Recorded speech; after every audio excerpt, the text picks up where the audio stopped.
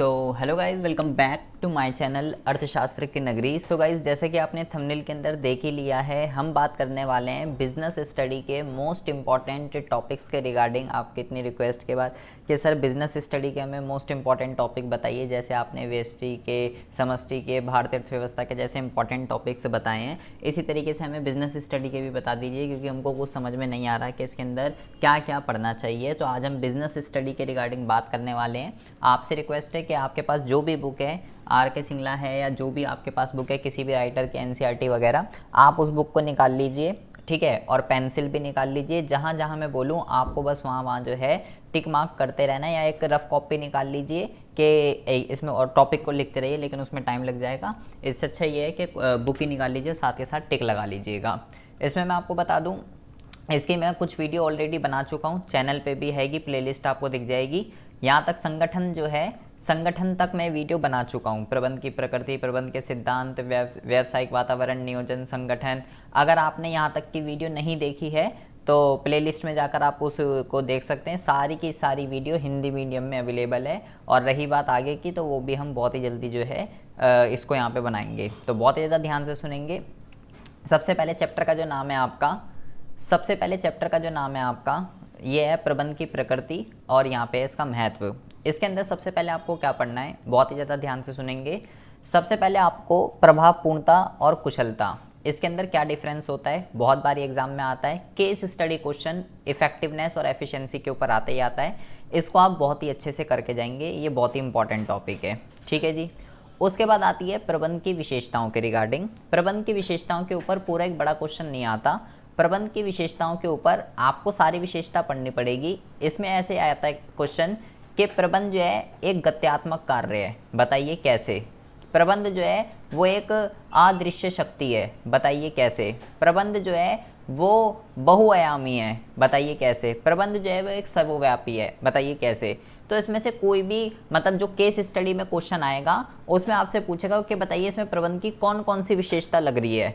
तो ऐसे भी क्वेश्चन आ सकता है, या कोई एक इंडिविजुअल फीचर भी आपसे पूछ सकता है। तो आपको उसके लिए इसको पढ़ना ही पड़ेगा सारा का सारा, क्योंकि कुछ भी एग्जाम में इसमें से पूछा जा सकता है। विशेषता में से अगर आप पढ़ना चाहते हो तो ठीक है, नहीं पढ़ना चाहते तो आप उसको छोड़ सकते हो, ठीक है। उसके बाद आपको जो खास कर इसमें से पढ़ना है, आपको उद्देश्य छोड़ना चाहते हो छोड़ सकते हो। प्रबंध का महत्व लगा लीजिए, सबसे पहला मोस्ट इंपॉर्टेंट टॉपिक है, मैं आपको सिर्फ फिक्स बता रहा हूँ। प्रबंध का महत्व लगा लीजिए, बहुत ही ज़्यादा इंपॉर्टेंट है, फिक्स एग्जाम में आता ही आता है। उसके बाद है प्रबंध विज्ञान, कला और पेशे के रूप में, फिक्स क्वेश्चन है, गारंटीड, इसको आप मोस्ट इंपॉर्टेंट लगा लीजिए। एक ना एक पे विज्ञान, कला और पेशा, या तो एक पे या केस स्टडी के अंदर जो क्वेश्चन आता है वो ऐसा होगा, उसमें तीनों होगा, मतलब तीन बंदे होंगे, ठीक है। और वो आपसे पूछेगा बताइए कि भाई ये कला है, विज्ञान है, पेशा है, क्या है, किसी के भी उसमें क्वेश्चन आ सकता है। तीनों पढ़ के जाने हैं आपको, तीनों में से एक आएगा ही आएगा, फिक्स है, ये बहुत ही ज़्यादा इंपॉर्टेंट है। कला क्या होती है, उसके फीचर, विज्ञान क्या होता है, उसके फीचर, पेशा क्या होता है, उसके फीचर, और प्रबंध विज्ञान, कला, पेशा, इन तीनों में से कोई है या नहीं है। और उसी तरीके से यहाँ पे है प्रबंध के स्तर। प्रबंध के स्तर में उच्च स्तर, मध्य स्तर, निम्न स्तर। यहाँ पे गारंटीड क्वेश्चन है तीनों। ये एक ऐसे टॉपिक है, जैसे ऊपर वाला मैंने भी आपको बताया, और ये केस स्टडी में जो क्वेश्चन आता है, ऐसा क्वेश्चन पहले तो ये था कि भाई इंडिविजुअली क्वेश्चन आता था, या तो उच्च स्तर पे, या मध्य स्तर पे, या निम्न स्तर पे। आजकल ऐसा क्वेश्चन आ रहा है, वो केस स्टडी ऐसी होगी, उसमें उच्च स्तर भी होगा, मध्य स्तर भी होगा, निम्न स्तर भी होगा। मतलब ऐसे बोल देगा भाई तीन फ्रेंड है, ये इस लेवल पे काम कर रहा है, ये इस लेवल पे काम कर रहा है, और ये इस लेवल पे काम कर रहा है, बताइए कौन सा बंदा प्रबंध के कौन से स्तर पर है, और उनके कार्य बताइए। ऐसा इसमें क्वेश्चन आ जाता है। तो जो प्रबंध विज्ञान, कला और पेशा है वो वाला टॉपिक, और जो ये प्रबंध के स्तर है, उच्च स्तर, मध्य स्तर, निम्न स्तर, ये दोनों ऐसे टॉपिक है, इसमें आपको तीनों ही पढ़ के जाने पड़ेंगे, आप कोई इंडिविजुअली नहीं पढ़ सकते हो। तो ये दोनों ही टॉपिक बहुत ही ज़्यादा इंपॉर्टेंट है एग्जाम के पॉइंट ऑफ व्यू से। तो प्रबंध विज्ञान, कला और पेशा और प्रबंध के स्तर, आपको इसको घोल के जो है पी जाना है। उसके बाद हम बात करते हैं समन्वय की, ठीक है। समन्वय की अगर हम बात करते हैं तो समन्वय के अंदर आपको क्या पढ़ना है, समन्वय के अंदर आपको जो पढ़ना है केवल वो पढ़ना है समन्वय की आवश्यकता, इसको हम समन्वय का महत्व भी कहते हैं। कोऑर्डिनेशन क्या होता है उसका मीनिंग पढ़ लीजिएगा, और उसका महत्व क्या होता है बस वो पढ़ लीजिएगा। विशेषताएं आप छोड़ सकते हो, प्रबंध का सार है ये भी छोड़ सकते हो, कुछ नहीं पढ़ना। समन्वय क्या होता है और समन्वय का महत्व, बस महत्व इसके अंदर एग्जाम में आता है बस, और आपको इसके अंदर कुछ भी नहीं पढ़ना है। तो फर्स्ट चैप्टर की अगर हम बात करें, जो मेन टॉपिक है, समन्वय का अर्थ, समन्वय का महत्व, प्रबंध, विज्ञान, कला और पेशा तीनों पढ़ना है। उच्च स्तर, मध्य स्तर, निम्न स्तर तीनों पढ़ना है। तीनों पे कौन कौन सी पोजीशंस आती हैं वो भी आपको पढ़ना है, और प्रबंध का महत्व क्या होता है और उसके कुछ फीचर्स आपको जो है देख के जाने हैं यूनिट 1 में। अब आ जाते हैं हम अगले चैप्टर के रिगार्डिंग। अगला जो आपका चैप्टर है ये आपका प्रबंध के सिद्धांत, और ये जो चैप्टर है इसमें मैं आपको बता दूं, आपको इसके अंदर जो बेसिकली आपको अगर बिल्कुल सेपरेट पढ़ना है, मतलब कुछ ज़्यादा अगर इसके अंदर आपको नहीं पढ़ना, तो सबसे पहले हम बात करते हैं प्रबंध के सिद्धांत की प्रकृति की। आपको इसके अंदर प्रकृति तो आप इसको छोड़ सकते हो, आपको इसके अंदर प्रबंध के सिद्धांतों का महत्व आपको पढ़ के जाना है। महत्व एग्जाम के अंदर बहुत बारी पूछा जाता है, महत्व इसको पढ़ लीजिएगा। और उसके बाद जो 14 के 14 सिद्धांत हैं, फ्यूल के 14 के 14 सिद्धांत आप जानते ही हैं, ये 14 के 14 सिद्धांत बहुत ही ज़्यादा इंपॉर्टेंट है, घोल कर पी जाने हैं। मैं कुछ इंपॉर्टेंट सिद्धांत बता रहा हूँ जो कि एग्जाम में बहुत बारी आते हैं। सबसे पहला जो है वो है आदेश की एकता, रिपीटेड है एग्जाम के पॉइंट ऑफ व्यू से। दूसरा है निर्देश की एकता, रिपीटेड है। आदेश की एकता, निर्देश की एकता में अंतर, रिपीटेड है 1000 बार, बहुत बारी आता है। इसके अलावा आपका जो है सोपान श्रृंखला 3 नंबर में रिपीटेड है, बहुत बारी आता है। उसके बाद है आपका क्या कहते हैं पहल क्षमता, रिपीटेड है। सहयोग की भावना, रिपीटेड है। ये जो मैंने आपको बताए हैं 5 से 6 सिद्धांत, ये बहुत ही ज़्यादा रिपीटेड है। केस स्टडी में क्वेश्चन आता है, किस टाइप का आता है, जैसे आप देखेंगे यहाँ पे केस स्टडी भी दे रखी है। ये सपोर्ट मटेरियल है मेरे पास, अगर आपके पास ये नहीं है तो गूगल से आप इसको डाउनलोड कर सकते हैं। लिख दीजिएगा business study support material class 12, पहले ही लिंक मिलेगा, वहाँ से आप इसको डाउनलोड कर सकते हैं। तो कैसा क्वेश्चन आता है केस स्टडी पे, मैंने 5 से 6 जो बताए हैं उनको तो सबसे पहले कीजिएगा, बाकी कुछ कीजिए या ना कीजिए, क्योंकि उसके चांस बहुत ही ज़्यादा है एग्जाम में आने के। टेलर की अगर हम बात करते हैं तो टेलर के अंदर इसके 4 से 5 सिद्धांत है। 4 सिद्धांत है बेसिकली इसके तो आपको सारे के सारे पढ़ने हैं, ठीक है। कोई इसे तो 4 ये तो पढ़ ही लोगे। उसके बाद करते हैं इसकी टेक्निक्स की, इसने कुछ टेक्निक्स भी है। सबसे पहला है क्रियात्मक फॉर्मेनशिप, बहुत ही ज़्यादा रिपीटेड क्वेश्चन है, 3 नंबर में सेपरेट पूछा जाता है। क्रियात्मक फॉर्मेनशिप बताइए क्या होता है, इसका ये डायग्राम वगैरह सब कुछ आपको बहुत ही अच्छे से पढ़ के जाना है। इसकी 8 से 9 टेक्निक्स हैं। तो पहली जो है क्रियात्मक फॉर्मेनशिप बहुत ही अच्छे से करनी है आपको, ठीक है। उसके बाद जो है, और मैं आपको बता रहा हूँ, गति अध्ययन, समय अध्ययन, थकान अध्ययन और ये कार्य अध्ययन, ये चारों के चारों जो अध्ययन है इसको विधि अध्ययन का मतलब कार्य अध्ययन है, गति अध्ययन है, समय अध्ययन है। ये एक मार्क्स में इनका मीनिंग पूछा जा सकता है कि इसका मीनिंग बताइए, तो ये सारे आप पढ़ के जाएंगे। विभेदात्मक कार्य मजदूरी प्रणाली, ये 3 नंबर का सेपरेट मोस्ट इंपॉर्टेंट क्वेश्चन है, बोलता है उदाहरण की सहायता से इसको बताइए। क्रियात्मक फॉर्मेनशिप, विभेदात्मक कार्य मजदूरी पद्धति, ये आपके दोनों पद्धतियां 3-3 नंबर में सेपरेट पूछी जाती है, तो ये बहुत ही ज़्यादा इंपॉर्टेंट है। प्लीज़ इसको आप बहुत ही अच्छे से पढ़ के जाइएगा। और मानसिक क्रांति भी आप जो है पढ़ लीजिएगा। टेलर और फ्यूल के योगदान में इसको आप छोड़ सकते हो, क्या क्या सिमिलैरिटी है और क्या क्या डिसिमिलैरिटी है। अभी आपको केवल उतना पढ़ना है जितना आप जो है आपका हाफ ईयरली हो जाए, तो जो मैं बता रहा हूँ बस आप वो करके जाइएगा। तो प्रबंध के सिद्धांत की अगर बात करें तो आपको सिद्धांत का महत्व पढ़ना है, टेलर के सारे सिद्धांत पढ़ने हैं, कुछ 5 से 6 जो मैंने इंपॉर्टेंट बताए हैं, आदेश की एकता, निर्देश की एकता, पहल क्षमता, सहयोग की भावना, सोपान श्रृंखला, ये 5 तो आपको सबसे पहले करने हैं। टेलर के सिद्धांत सारे पढ़ने हैं। पद्धतियों की अगर बात कर रहे हैं, क्रियात्मक फॉर्मेनशिप है, विभेदात्मक मजदूरी पद्धति है, और समय अध्ययन, थकान अध्ययन, गति अध्ययन, ये सब 1-1 नंबर के मीनिंग इसका पूछा जाता है, और इसमें आपको कुछ भी नहीं पढ़ना। उसके बाद हम बात करते हैं आपका अगले चैप्टर के रिगार्डिंग व्यावसायिक वातावरण। व्यावसायिक वातावरण एक बहुत ही अच्छा चैप्टर है एग्जाम के पॉइंट ऑफ व्यू से। इसके अंदर आपको सबसे पहले क्या करना है, इसके अंदर सबसे पहले आपको व्यावसायिक वातावरण की विशेषताएं पढ़नी है, ठीक है।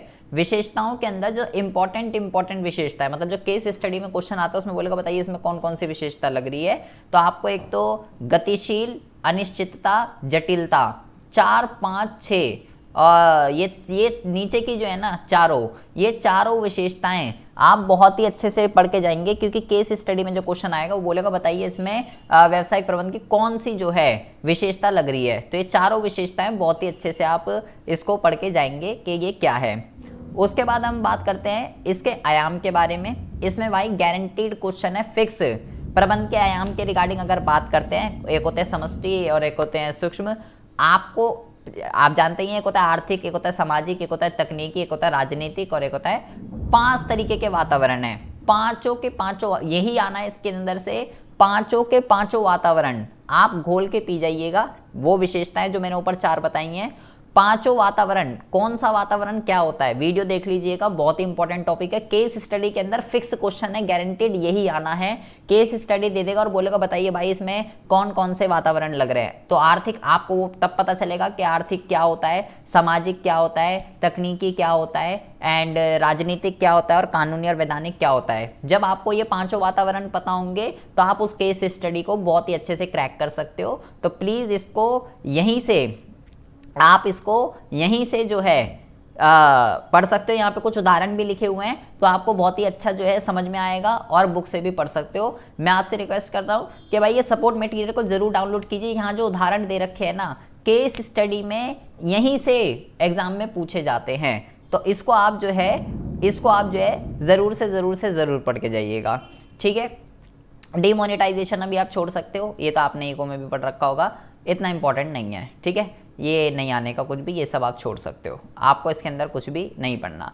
पांचों वातावरण पढ़ने हैं आपको, ठीक है, और उसकी 4 विशेषताएं, और आपको इसके अंदर कुछ भी नहीं पढ़ना। गारंटेड क्वेश्चन है वही आएगा। अब हम बात करते हैं अगले चैप्टर के रिगार्डिंग। अगला जो चैप्टर है आपका, इसका नाम है, इन सब की वीडियो अवेलेबल है, अगर आपको बुक से समझ नहीं आए तो आप जो है वीडियोस को देख सकते हैं। तो फटाफट आप लगाते रहिए। और अगर वीडियो को भाई अगर आपने लाइक नहीं किया तो प्लीज़ अभी आप पहले वीडियो को रोकिए और प्लीज़ इस वीडियो को ज़्यादा से ज़्यादा लाइक कीजिएगा और कमेंट बॉक्स में कमेंट करके अपना एक्सपीरियंस मेरे साथ ज़रूर शेयर कीजिए। आप लाइक भी नहीं करते हो, कमेंट भी नहीं करते हो, भूल जाते हो, बस अपना काम निकालते हो और निकल जाते हो। प्लीज़ इस वीडियो को ज़्यादा से ज़्यादा लाइक और अपने फ्रेंड सर्कल में शेयर जरूर कीजिएगा। प्लीज़ इस वीडियो को अगर लाइक नहीं किया तो कर दीजिए। अब हम बात करते हैं नियोजन की। नियोजन एक बहुत ही इंपॉर्टेंट चैप्टर है। बहुत सारी चीज़ें इसके अंदर ऐसी हैं जो एग्जाम के पॉइंट ऑफ व्यू से इंपॉर्टेंट है। सबसे पहले हम बात करते हैं नियोजन। देखो एक तो ये चैप्टर बहुत ही बड़ा है, नियोजन की विशेषताएं हैं, नियोजन का महत्व है। मैं आपको वो बता रहा हूँ जो कि एग्जाम के पॉइंट ऑफ व्यू से बहुत ही ज़्यादा इंपॉर्टेंट है। आपको भाई इस चैप्टर के अंदर 3 चीज़ें पढ़नी है बेसिकली। सबसे पहला जो है वो है नियोजन की सीमाएं, ठीक है, लिमिटेशन ऑफ प्लानिंग, बहुत ही ज़्यादा इंपॉर्टेंट है। इसको आप इंपॉर्टेंट लगा लीजिए, विशेषताएं छोड़ सकते हो, महत्व छोड़ सकते हो, सीमाएं लगा लीजिए इंपॉर्टेंट। उसके बाद सीमाओं के बाद सबसे इंपॉर्टेंट जो है वो है बेटा इसकी प्रक्रिया। घोल के आपको पी जाना है कि प्लानिंग किस तरीके से की जाती है, इसका प्रोसेस क्या है। जो केस स्टडी के अंदर क्वेश्चन आना है वो इसकी प्रोसेस के ऊपर ही आता है कि भाई वो आपको कुछ केस स्टडी दे देगा, बोलेगा बताइए इसमें प्रबंध का कौन सी प्रोसेस लग रहा है, या बोलेगा इसमें अगर ये प्रोसेस लग रहा है तो कौन से स्टेप पे है, उसके अगले 2-3 स्टेप बताइए। तो कैसे कैसे क्वेश्चन आते हैं वो भी मैं आपको साथ साथ बता रहा हूँ। इसका स्टेप, प्रक्रिया, इसके चरण आपको घोल के पी जाने। इसमें से सबसे ज़्यादा चांस यही है कि नियोजन की प्रक्रिया आती है। उसके बाद आते हैं इस बार प्लानिंग के टाइप। इस बार ये भी आ रहा है। प्लानिंग के टाइप आपको सारे पढ़ के जाने हैं, कोई भी प्लानिंग का टाइप आप नहीं छोड़ सकते हो, ठीक है। एकल वाला भी आपको पढ़ के जाना है और स्थायी योजना भी आपको जो है पढ़ के जानी है। इंपॉर्टेंट है एग्जाम के पॉइंट ऑफ व्यू से, ठीक है। सारे के सारे आपको पढ़ के जाना है, लेकिन सबसे ज़्यादा जो चांस हैं वह है प्लानिंग के, वो आएगी प्रक्रिया, ठीक है जी। ये पढ़ लीजिएगा तो आपको समझ में आ जाएगा दोनों में डिफरेंस क्या है, एकल वाली और स्थायी वाली। तो ये आपको ये करके जाना है। किसी ये देख रहे हो आप, उद्देश्य रणनीति में अंतर, उद्देश्य नीति में अंतर, नीति कार्यविधि में अंतर। ये जो पेज है ना आपके लिए, ये वाला पेज, ये समझ लीजिए बहुत ही ज़्यादा इंपॉर्टेंट है। जो उसके प्लान के टाइप्स हैं, अगर आपने भाई ये डाउनलोड नहीं करा तो प्लीज़ इसको डाउनलोड कर लीजिएगा। बुक है आपके पास तो बुक से पढ़ लीजिएगा। जो 3 नंबर का क्वेश्चन आना है, ठीक है, 2 नंबर का भी आ सकता है, 3 का भी आ सकता है, यही आता है। उद्देश्य रणनीति में अंतर बताइए, उद्देश्य नीति में अंतर बताइए, नीति कार्यविधि में अंतर बताइए। तो यही आना है आपको। जब उसके बारे में पता होगा तो आप बहुत ही अच्छे से लिख सकते हैं, लेकिन डिफरेंस यहीं से पढ़ के जाइएगा क्योंकि आप डिफरेंस नहीं बना पाओगे 2 से 3 नंबर में। तो प्लान्स के जो टाइप है वो मीनिंग किसी का नहीं पूछेगा, डिफरेंस ही आएगा किसी भी उसमें। प्लान के टाइप में मीनिंग कुछ नहीं आएगा, डिफरेंस ही आना है। डिफरेंस जैसे ये है, मोस्टली यही पूछे जाते हैं। तो इन तीनों को तो बहुत ही अच्छे से कर लीजिएगा। और बाकी नियोजन की सीमाएं और नियोजन की प्रक्रिया, प्रक्रिया तो फिक्स है, उसको बहुत ही इंपॉर्टेंट लगा लीजिएगा। उसके बाद हम बात करते हैं उसके बाद हम बात करते हैं अगले चैप्टर के रिगार्डिंग। अगला जो आपका चैप्टर है प्लानिंग के बाद, ये आपका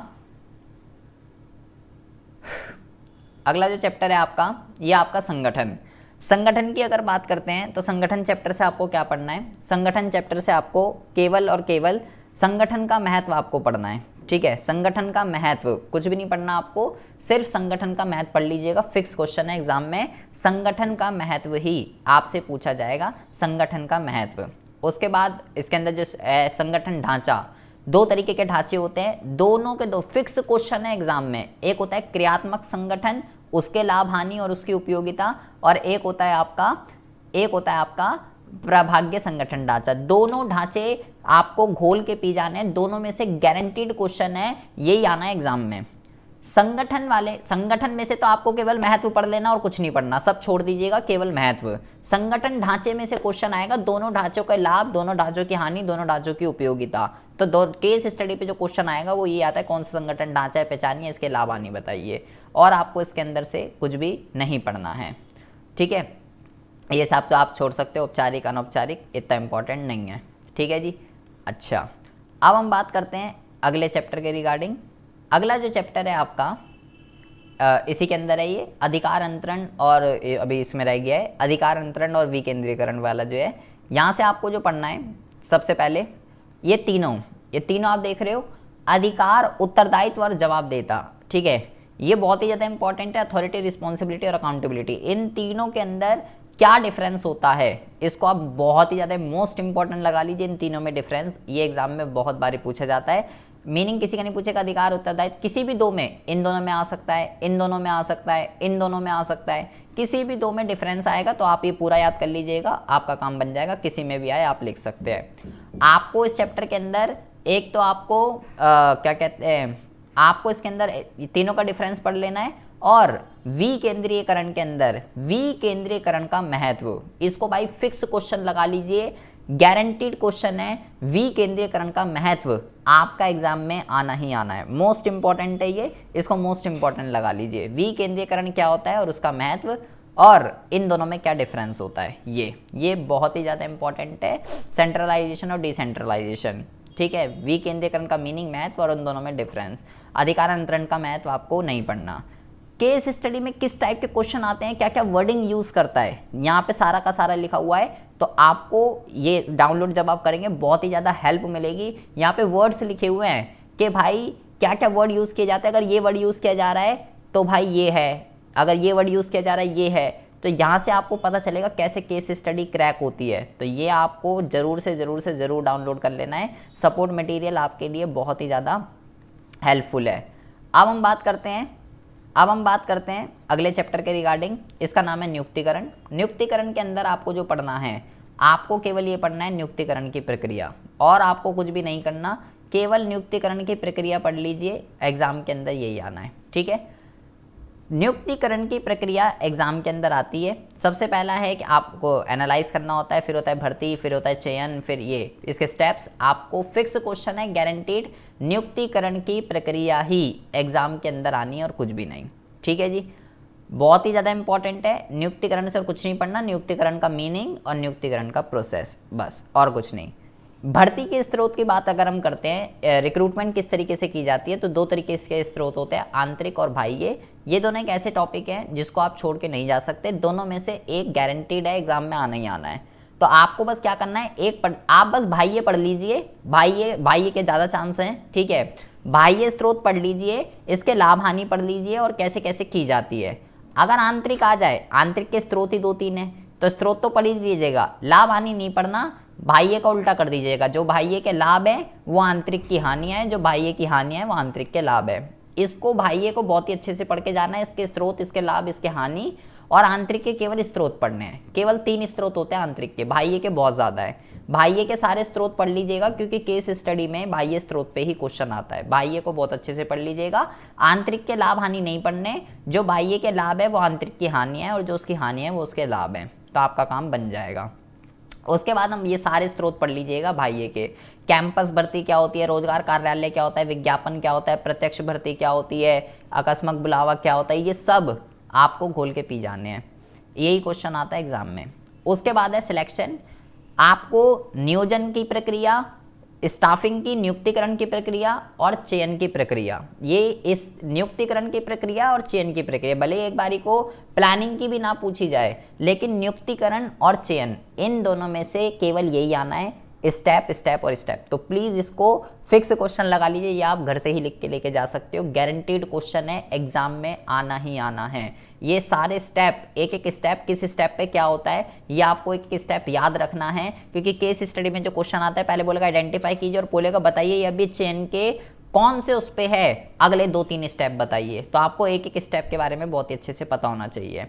प्रशिक्षण और विकास की अगर हम बात करते हैं तो आपको इसके अंदर जो पढ़ना है, इसके अंदर से एग्जाम में जो क्वेश्चन आता है वो आता है प्रशिक्षण की विधियाँ, ट्रेनिंग कैसे कैसे दी जाती है, ऑन द जॉब ट्रेनिंग के अंदर ये सब क्या होता है और ऑफ द जॉब ट्रेनिंग के अंदर ये क्या होता है। इसको आप बहुत ही अच्छे से करके जाइएगा। ट्रेनिंग वाले चैप्टर में से सिर्फ यही आना है, ट्रेनिंग के मेथड, और कुछ भी आपको नहीं पढ़ना। इसका अर्थ, विशेषता है, विकास, प्रशिक्षण विकास में क्या अंतर, कुछ नहीं, सिर्फ ट्रेनिंग का आपको मेथड पढ़ने हैं कि ट्रेनिंग कैसे कैसे दी जाती है। नियोजन की प्रक्रिया, नियुक्तिकरण की प्रक्रिया, चयन की प्रक्रिया और प्रशिक्षण की विधियां, ये 5 ऐसे टॉपिक हैं जो कि भाई फिक्स है, एग्जाम में बार बार यही टॉपिक आपसे जो है पूछे जाते हैं। उसके बाद हम बात करते हैं ये अगले चैप्टर के रिगार्डिंग। अगला जो आपका चैप्टर है, एक मिनट रुक जाइए, अगला जो आपका चैप्टर है ये आपका निर्देशन की अगर हम बात करें डायरेक्टिंग की, तो डायरेक्टिंग के अंदर आपको क्या पढ़ना है।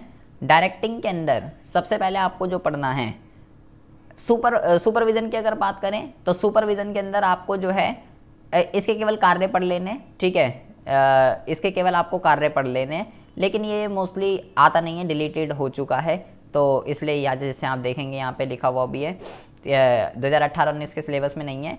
इसमें बस एक ही टॉपिक है, प्रिवेशन क्या होता है, वो क्या काम करता है। तो ये आप अगर वहाँ पे आपने अगर पढ़ा होगा ना फर्स्ट चैप्टर के अंदर हमने निम्न स्तर के कार्य, वो भी आप बैठ के आ सकते हो, काम चल जाएगा आपका, ठीक है। यहाँ पे सबसे ज़्यादा इंपॉर्टेंट है वो है मोटिवेशन, अभिप्रेरणा वाले चैप्टर से आपको जो पढ़ना है, जो फिक्स क्वेश्चन है एग्जाम में, वो है भाई मास्लो की विचारधारा। ये आप घर से ही लिख के लेके जा सकते हो, बहुत ही ज़्यादा इंपॉर्टेंट है कि मास्लो का जो पिरामिड है ये बहुत ही ज़्यादा इंपॉर्टेंट है, एग्जाम में यही क्वेश्चन आता है, फिक्स लगा लीजिए, फिक्स गारंटीड है, यही आना है। और मोटिवेशन कैसे कैसे दे सकते हैं, फाइनेंशियल और नॉन फाइनेंशियल। फाइनेंशियल के अंदर कौन कौन से मेथड्स होते हैं, नॉन फाइनेंशियल के अंदर ये दोनों टॉपिक जो है मोटिवेशन चैप्टर में से बस यही दोनों टॉपिक आपको जो है पढ़ने हैं। सबसे पहले मास्लो की विचारधारा, उसके बाद जो चांस है वो है फाइनेंशियल और नॉन फाइनेंशियल, और कुछ भी आपको नहीं पढ़ना, भी प्रेरणा क्या होती है, उसके फीचर, उसका मैथ, वो कुछ नहीं, बस ये दोनों पढ़ लीजिए, आपका जो काम है वो हो जाएगा। ये देख रहे हैं आप, मौद्रिक के अंदर ऐसे ऐसे हम दे सकते हैं और गैर मौद्रिक के अंदर बंदे को कैसे कैसे मोटिवेट कर सकते हैं। ये पेज आपके लिए बहुत ही ज़्यादा इंपॉर्टेंट है, प्लीज़ इसको गोल के पी जाइएगा। लीडरशिप की अगर हम बात करते हैं, नेतृत्व के अंदर जो आपको पढ़ना है, केवल इसकी शैलियाँ आती है, लीडरशिप स्टाइल। 3 तरीके के स्टाइल होते हैं, पहला होता है ऑटोक्रेटिक, दूसरा होता है डेमोक्रेटिक, दूसरा होता है लेजिस्फेयर। तीनों में से गारंटीड क्वेश्चन है, एक स्टाइल फिक्स एग्जाम में आता ही आता है, फिक्स लगा लीजिए, फिक्स घर से ही लिख के आप लेके जा सकते हैं। तीनों में से एक आपको जब तीनों पता होगा, केस स्टडी के ऊपर क्वेश्चन आता है, बोलेगा आइडेंटिफाई कीजिए कि इसमें कौन सा लीडरशिप स्टाइल लग रहा है। तो तीनों आपको जब पता होंगी, तीनों के लाभ, तीनों की हानियां अलग अलग है, तीनों आपको पढ़नी पड़ेंगी, और आपको एग्जाम में बोलेगा बताइए कौन सा इसमें लीडरशिप स्टाइल लग रहा है। तो आपको जब तीनों पता होंगे तो ही आप उस स्टाइल को पहचान सकते हो। ये फिक्स क्वेश्चन है, मैं फिक्स चीज़ें बता रहा हूँ जो एग्जाम में आनी है, और कुछ आपको लीडरशिप के अंदर नहीं पढ़ना है। कम्युनिकेशन की अगर हम बात करते हैं, आपको बात करते हैं तो आपको पढ़ना है यहाँ पे इसको पढ़ लीजिएगा, क्या कहते हैं, अनौपचारिक के अंदर ग्रैप वाइन क्या होता है, ठीक है, अंगूरिता जाल क्या होता है, औपचारिक और अनौपचारिक ये पढ़ लीजिएगा, बहुत ही ज़्यादा इंपॉर्टेंट है, ठीक है। फॉर्मल और इनफॉर्मल कम्युनिकेशन क्या होता है, और इनफॉर्मल को ग्रैप वाइन कहते हैं, वो अच्छे से पढ़ लीजिएगा, ये बहुत ही अच्छे से पढ़ लीजिएगा। कम्युनिकेशन के अंदर बाधाएं, फिक्स क्वेश्चन है एग्जाम में, यही आना है, इस बार कुछ भी डिलीट नहीं है, सब कुछ आएगा। तो ये टॉपिक ही एग्जाम के अंदर आना है, कम्युनिकेशन के क्या क्या बैरियर्स होते हैं, barrier of effective communication, most important है, फिक्स, बहुत ही ज़्यादा यही आना है। तो और सब कुछ छोड़ सकते हो, चाहो तो वो फॉर्मल और इनफॉर्मल का डिफरेंस भी आप छोड़ सकते हो, बाधाएं आप इसको पढ़ लीजिएगा, और उन बाधाओं को किस तरीके से दूर किया जाता है ये पढ़ लीजिएगा, ठीक है। और आपको कम्युनिकेशन में कुछ नहीं करना। कैसे केस स्टडी क्रैक होगी, यहाँ पे सारे वर्ड्स लिखे हुए हैं कि अगर ऐसे ऐसे केस स्टडी के अंदर क्वेश्चन में ये वर्ड्स यूज़ किए जाते हैं तो इसका मतलब है ये इसका हिंट दे रखा है कि ये केस स्टडी में इस जैसे निर्देशन चैप्टर से ऐसे वर्ड्स यूज़ किए जाते हैं, संगठनात्मक बाधाएं में ये वाले वर्ड्स यूज़ किए जाते हैं। तो प्लीज़ इसको जो है आप ज़रूर डाउनलोड कीजिएगा। हर चैप्टर के एंड में आपको ऐसे दे रखा है केस स्टडी को क्रैक करने के लिए, आपको बहुत ही ईजी पड़ेगा। RK सिंगला में भी ऐसे आपको दे रखा है, तो आपको बहुत ईजी पड़ेगा केस स्टडी को क्रैक करने में, ठीक है। तो इसको ज़रूर डाउनलोड कर लीजिएगा गूगल से, पहले लिंक से आप इसको जो है डाउनलोड कर सकते हैं। उसके बाद हम बात करते हैं आपका अगले चैप्टर के रिगार्डिंग, ठीक है। अगले चैप्टर की अगर हम बात करते हैं, ये हो गया आपका कम्युनिकेशन। अगला जो आपका चैप्टर है ये आपका नियंत्रण चैप्टर की अगर हम बात करते हैं तो नियंत्रण से आपको जो पढ़ना है, सबसे पहला आपको इसकी जो है प्रक्रिया, बार बार कह रहा हूँ, प्रक्रिया इसके अंदर बहुत ही ज़्यादा इंपॉर्टेंट है, बहुत ही ज़्यादा, ठीक है। प्रक्रिया इसमें आप बहुत ही अच्छे से पढ़ लीजिएगा, सारी नियोजन की, नियुक्तिकरण की, चयन की, नियंत्रण की, सबकी प्रक्रियाएं आपको जो है घोल कर पी जानी है। और यहाँ पे एक दो चीज़ें मैं आपको बता रहा हूँ, यहाँ पे ये जो 4th पॉइंट है विचलन विश्लेषण, इसकी प्रक्रिया के अंदर 2 पॉइंट हैं। एक है महत्वपूर्ण बिंदुओं पर नियंत्रण और एक है अपवाद द्वारा प्रबंध। तो ये जो दोनों हैं, ये दोनों इसके जो स्टेप हैं, सेपरेट क्वेश्चन इन्हीं दोनों के ऊपर आता है। ये 4th स्टेप जो है इसका नियंत्रण की प्रक्रिया के अंदर 4th स्टेप, ये विचलन विश्लेषण के अंदर 2 पॉइंट होते हैं। महत्वपूर्ण बिंदुओं पर नियंत्रण, इसका क्या मतलब होता है, और अपवाद द्वारा प्रबंध, इसका क्या मतलब होता है। तो ये दोनों आप गोल के पी जाइएगा, ये बहुत ज़्यादा इंपॉर्टेंट है एग्जाम के पॉइंट ऑफ व्यू से। और नियंत्रण की सीमाएं क्या होती हैं ये आपको पढ़ना है। नियोजन और नियंत्रण में संबंध, फिक्स क्वेश्चन है एग्जाम में गारंटीड। नियंत्रण वाले चैप्टर से आपको क्या क्या पढ़ना है, पहले तो इसके आपको नियंत्रण की सीमाएं पढ़नी है, ठीक है, नियंत्रण की प्रक्रिया पढ़नी है और नियंत्रण में संबंध। आखिर क्यों नियोजन और नियंत्रण को आगे देखना कहा जाता है और पीछे देखना क्यों कहा जाता है, ये जो है ना ये बहुत ही ज़्यादा इंपॉर्टेंट है। ये सेपरेट क्वेश्चन पूछे जाते हैं कि नियंत्रण और नियोजन को आगे देखना क्यों कहा जाता है और इन दोनों को पीछे देखना क्यों कहा जाता है। तो ये 5th पॉइंट को बहुत ही अच्छे से पढ़ के जाइएगा, इंपॉर्टेंट है एग्जाम के पॉइंट ऑफ व्यू से। ये वो बता दिए मैंने आपको पूरे के पूरे आपके पार्ट ए के जो है मैंने आपको पूरे के पूरे बता दिए हैं, ठीक है। ये जो है आपका यहाँ पे भी देखो, हर चैप्टर में आपको हर चैप्टर के बाद कैसे केस स्टडी पे क्वेश्चन आता है क्रैक करने के लिए, वो भी आपको बता रखा है। तो प्लीज़ आपसे रिक्वेस्ट है, वीडियो को लाइक कर दीजिएगा, कमेंट कर दीजिएगा और इस सपोर्ट मटेरियल को डाउनलोड कर लीजिएगा और अपने फ्रेंड सर्कल में इसको जो है ज़्यादा से ज़्यादा शेयर इसको जो है कर दीजिएगा, ठीक है जी। और रही बात पार्ट बी की, तो पार्ट बी का जो है मैं आपको अलग से वीडियो बनाऊंगा इसकी पार्ट बी की, कि पार्ट बी के अंदर जो है क्या क्या इंपॉर्टेंट है, ठीक है। अभी आप जो है पार्ट ए को सारे टॉपिक्स मैंने आपको बता दिए, बस उन टॉपिक को पढ़ लीजिए, आपका कल्याण हो जाएगा। मिलते हैं आपसे नेक्स्ट वीडियो में ऐसे इंटरेस्टिंग टॉपिक के साथ, तब तक के लिए have a good day, bye bye, take care.